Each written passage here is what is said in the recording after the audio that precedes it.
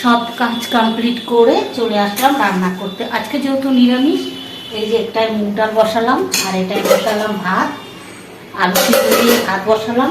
এখানে সব সবজি বের করে রেখেছি, এখন কাটবো।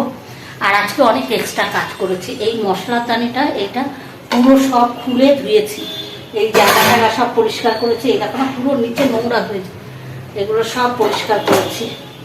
প্রচুর এক্সট্রা কাজ করেছি। কমিয়ে নিই, একটু ঠেকে দিই জায়গাটা, তাহলে কি তাড়াতাড়ি শেষ হয়ে যাবে।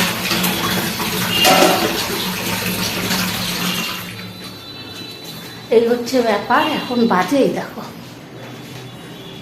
11:30 বাজে। যাই হোক, প্রচুর কাজ করেছি, কেচেছি প্রচুর। এই দেখো অন্ধকার পুরো, এত মেঘলা, পুরো বৃষ্টি পড়ছে। এই দেখো এখানে কেচে মেলে দিয়েছি, ওই ঘরেও কেচে মেলে দিয়েছি।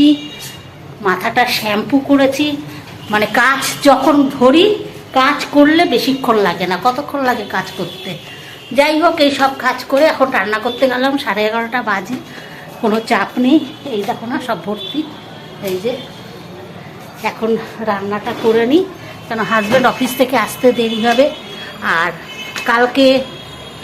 কালকে আমার শ্বশুর বাড়িতে, বলতে আমার সেজের জায়ের ওইখানে, সেজের জায়ের বাড়িতে হচ্ছে বড় ঠাকুরের পুজো আছে। তাই আজকে মাথাটা শ্যাম্পু করে নিলাম, কালকে উপোস করব।